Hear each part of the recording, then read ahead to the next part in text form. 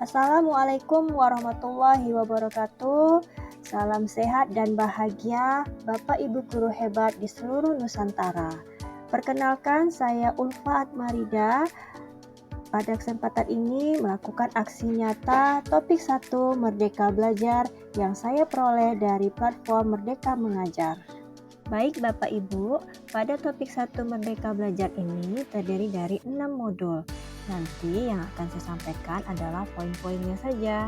Pada modul mengenali dan memahami diri sebagai pendidik, kita diminta untuk terus merefleksikan kekuatan dan kelemahan yang kita punyai. Kemudian, kita perlu menyelaraskan peran sebagai pendidik yang relevan dengan konteks murid dan zaman, dan kita juga perlu adaptif terhadap perubahan. Selanjutnya, dalam mendidik dan mengajar, poin yang paling penting kita pahami sebagai guru adalah bahwa pendidik tidak dapat menentukan dan berkehendak akan hidup tumbuhnya murid. Yang bisa pendidik lakukan adalah menuntun tumbuh atau hidupnya kekuatan-kekuatan itu dengan mengerahkan segala daya upaya untuk memajukan perkembangan budi pekerti, pikiran, dan jasmani murid agar dapat memperbaiki perilakunya, bukan dasar hidup dan tumbuhnya itu. Selanjutnya, dalam mendampingi murid dengan utuh dan menyeluruh, sebagai pendidik harus mampu menghubungkan kodrat keadaan sebagai dasar pendidikan murid. Kodrat keadaan yang dimaksud adalah kodrat alam dan kodrat zaman. Kodrat alam adalah dasar pendidikan murid yang berkaitan dengan sifat dan bentuk lingkungan di mana mereka berada. Murid dengan kodrat alam perkotaan sejatinya dilihat sebagai bagian dari masyarakat perkotaan. Maka, pembelajaran yang diterima murid sebaiknya mampu membantu mendekatkannya dengan konteks atau kodrat alamiah, bukan sebaliknya malah menjauhkannya.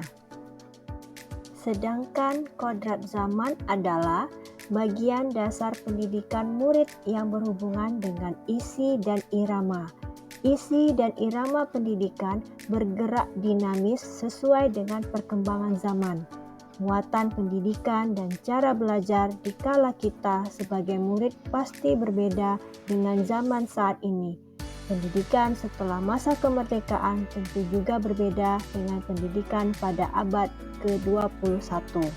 Selanjutnya, dalam mendidik dan melatih kecerdasan budi pekerti, bahwa sebagai pendidik tidak cukup hanya membantu murid dengan kecakapan kognitif saja.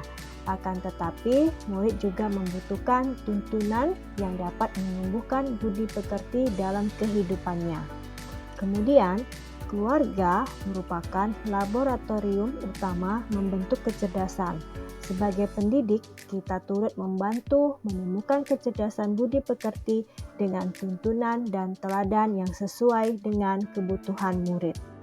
Kemudian, bagaimana pendidikannya mengantarkan keselamatan dan kebahagiaan? Nah, kita sebagai Bapak Ibu guru perlu memahami bahwa setiap siswa memiliki kodrat kekuatan atau potensi berbeda. Pendidik tidak dapat berkehendak atas kodrat kekuatan atau potensi siswa tersebut.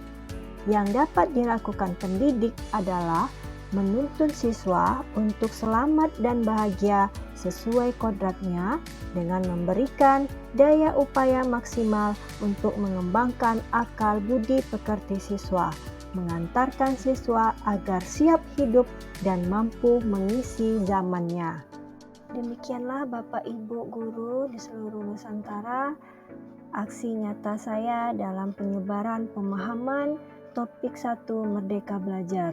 Semoga bermanfaat bagi kita semuanya dan saya ucapkan terima kasih. Salam sehat dan bahagia Bapak Ibu guru hebat. Assalamualaikum warahmatullahi wabarakatuh.